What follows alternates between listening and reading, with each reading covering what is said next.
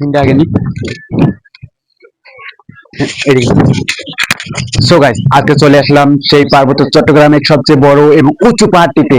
তো আজকে এখানে দেখবো এখানকার মানুষজন কিভাবে বসবাস করছে এবং এখানকার মানুষজন কিভাবে তাদের জীবন জীবিকা নির্বাহ করছে এবং এখানকার মানুষজনের সঙ্গে কথাবার্তা বলার চেষ্টা করবো। চলুন।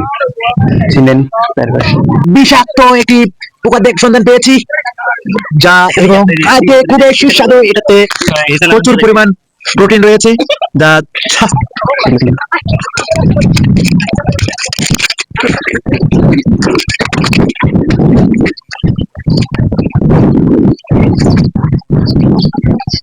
তো আজকে আমরা এখানে কিছু ভাইদের দেখা পেয়েছি পাহাড়ে উঠে, এবং আমরা তাদের সঙ্গে কথা বলার চেষ্টা করব, তাদের বিষয়ে জানবো, তারা এখানে কিভাবে বসবাস করছে।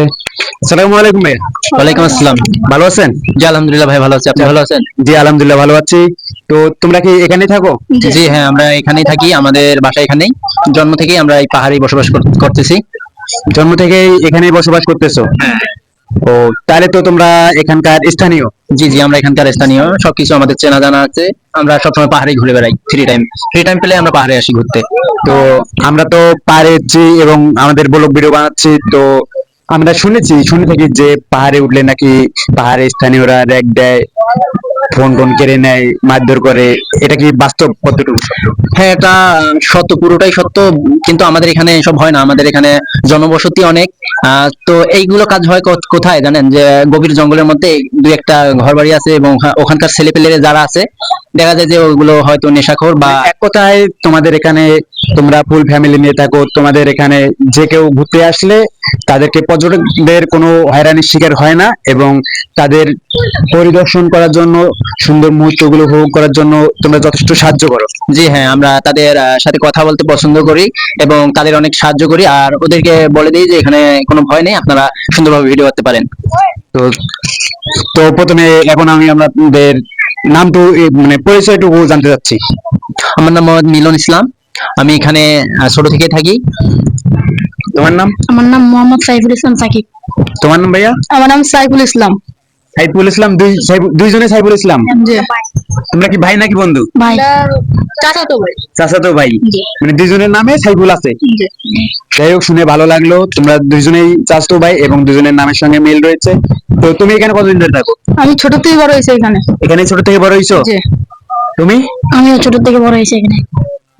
তো তোমরা ছোট থেকে যেহেতু এখানে বড় হয়েছো, তো পাহাড়ে তো অনেক গাছপালা, পশু পাখি, হিংস্র বন্যপ্রাণী থাকে, সাপ পোকামাকড় থাকে। তো তোমরা এখানে যখন দেখতে পাচ্ছ যে এখানে পাহাড়টা তো আগে এরকম সমতল ভূমি ছিল না, জি না, যে এখন তো শাকসবজি চাষ হচ্ছে, আগে তো এরকম ছিল না। জি না, এদিকে সবাই গাছে ভর্তি ছিল, যে গাছপালা জঙ্গলে ভর্তি ছিল। হ্যাঁ, এগুলো কেটে ফেলছে ওরা, কেটে ফেলছে। কেটে এখানে চাষাবাদ করছে।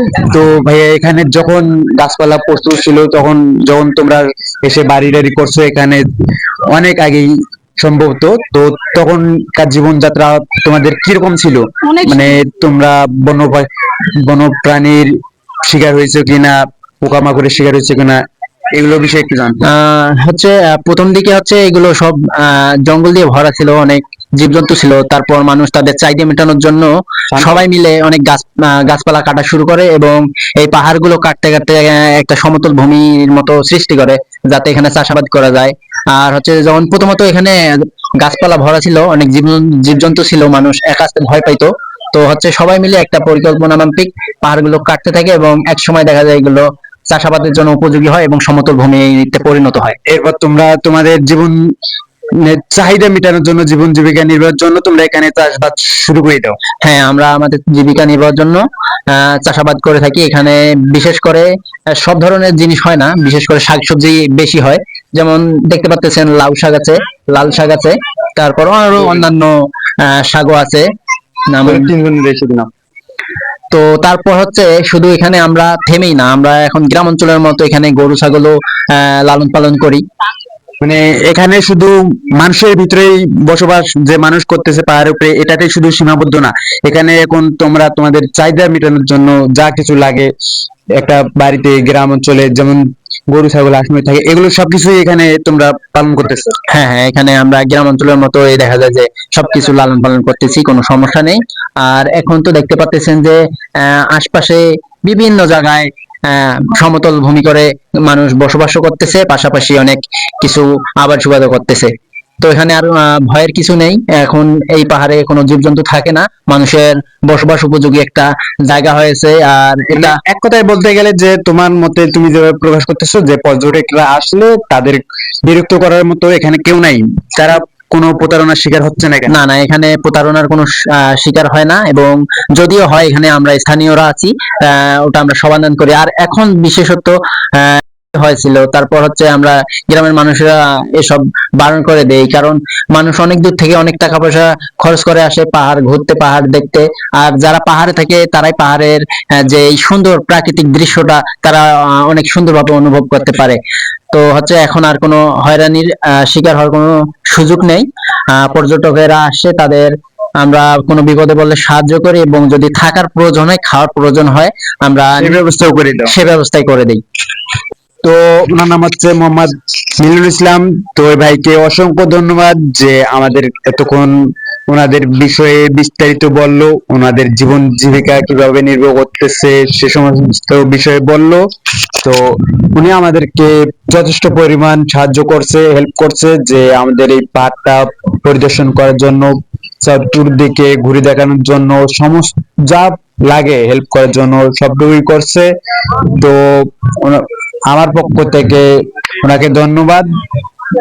ধন্যবাদ মিলন ভাইয়া। ওয়েলকাম ভাইয়া, আপনাকেও ধন্যবাদ যে আমাদের সাথে কথা বললেন। আমাদেরও অনেক ভালো লাগলো যে একটা ভাই আমাদের ভিডিও করলো। ভিডিওটা আমাদের জীবন সম্পর্কে ফেসবুকে দেয়া হবে বা ইউটিউবে দেয়া হবে, এটা আমাদেরও ভালো লাগলো। কারণ একটা সময় ছিল আমাদের এখানে কেউ আসতো না, এরকম কাউকে দেখতে পাইতাম না, অনেক নিরিবিলি ছিল, অনেক ভয়ঙ্কর একটা জায়গা ছিল। সো অনেক এখন মানুষজন আসাতে তোমাদেরও ভালো লাগে। ভালো লাগে যে হ্যাঁ, নতুন নতুন মানুষদের সাথে দেখা হয়, কথা হয়, অনেক ভালো লাগে। তো গাইস, আমাদের দা লোকাল রবি পেজটির সঙ্গে থাকুন, এরকম নিত্য নতুন পাহাড়িদের জীবন যাত্রা নিয়ে তুলে ধরবো আপনাদের সঙ্গে। পাহাড়িদের জীবন যাত্রা কিভাবে চলছে, কিভাবে জীবন জীবিকা নির্বাহ করছে, সেই সমস্ত ভিডিও পেতে আমাদের পেজটির সঙ্গে থাকুন। ধন্যবাদ।